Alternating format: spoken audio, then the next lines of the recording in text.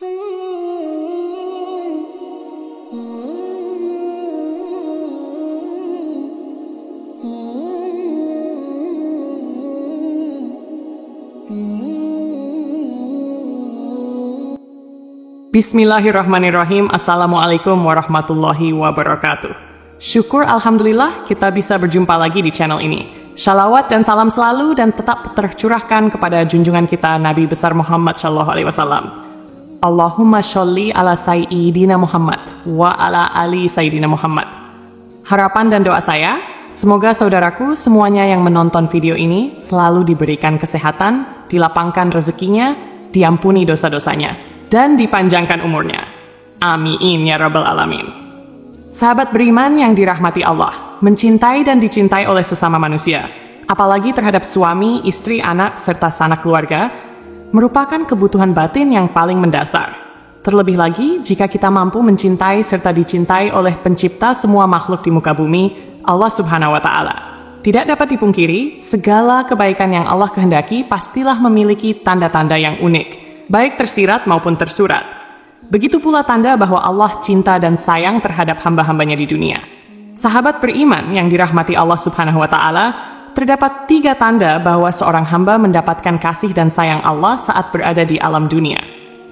Tanda yang pertama adalah Allah Subhanahu wa Ta'ala membalaskan keburukan hamba tersebut secara langsung di dunia, agar nanti ia terlepas dari balasan Allah di akhirat. Rasulullah Shallallahu Alaihi Wasallam pernah bersabda, apabila Allah menghendaki kebaikan kepada seorang hambanya, maka Allah akan mempercepat balasan kesalahannya di dunia.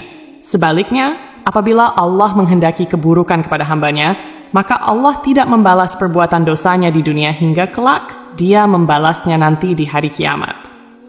Hadits riwayat Tabrani. Itulah tanda pertama, di mana Allah memberikan kecintaannya kepada seorang hamba dengan mempercepat balasan keburukan hamba tersebut, agar manusia tersebut segera bertaubat dan memperbaiki kesalahan yang telah ia perbuat.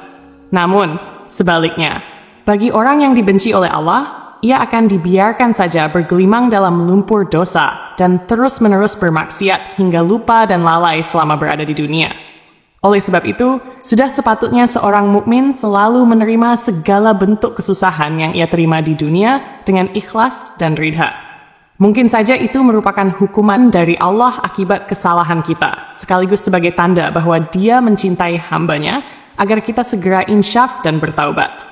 Karena balasan Allah di dunia sangat tidak sebanding dengan balasan Allah di akhirat.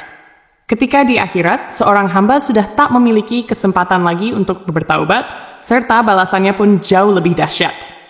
Ingatlah bahwa Allah Subhanahu wa Ta'ala berfirman dalam surah Al-A'raf ayat 168, dan kami coba mereka dengan nikmat yang baik dan bencana yang buruk, agar mereka kembali kepada kebenaran.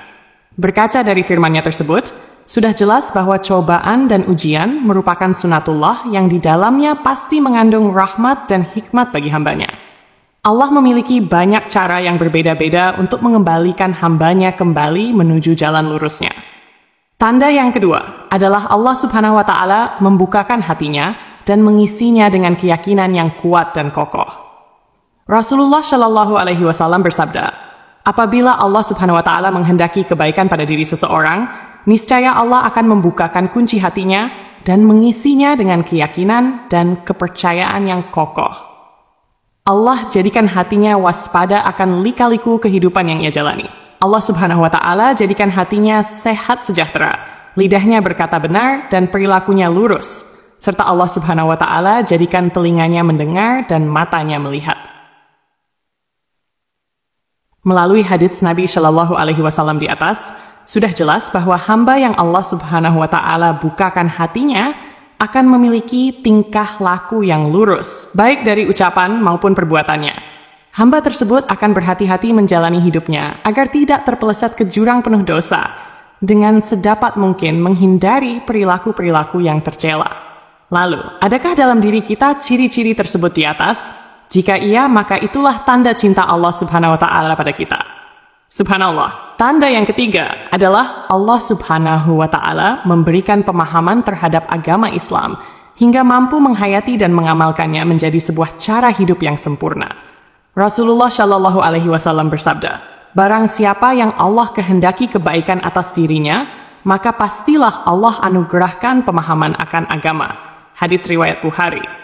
Apabila Allah Subhanahu wa Ta'ala kehendaki kebaikan atas seorang hambanya, maka Dia akan memberikan pengetahuan untuk memahami ajaran agama Islam hingga ia mampu menghayati dan mengamalkannya di dalam kehidupan.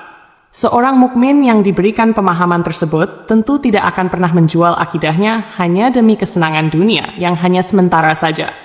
Hamba tersebut tak akan silau dan cinta terhadap dunia hingga melupakan bagiannya di akhirat. Justru ia akan selalu tunduk dan patuh pada perintah Allah dan menjauhi larangannya. Allah Subhanahu wa Ta'ala berfirman dalam surah Al-Maidah ayat 3. Pada hari ini, aku telah sempurnakan bagimu agamamu, dan aku telah cukupkan nikmatku untukmu, serta aku telah ridhai Islam sebagai agamamu. Sahabat beriman yang dirahmati Allah, marilah kita bermuhasabah diri, menatap jauh ke dalam hati dan melihat kehidupan kita selama ini. Adakah ketiga tanda tersebut di atas terdapat dalam diri dan kehidupan kita selama ini? Jika iya, maka bersyukurlah atas nikmat cinta darinya tersebut, dan bersabarlah atas ujian serta cobaan darinya untuk menyeret kita kembali pada jalan lurusnya. Namun jika tidak, maka kita mesti khawatir bahwa mungkin Allah sedang murka pada diri kita. Segeralah kita bertaubat dan berdoa, memohon ampunan, serta meminta petunjuk dan kasih sayangnya. Yakinlah bahwa Allah selalu menerima taubat hambanya yang mau kembali padanya. Wallahu a'lam bishawab.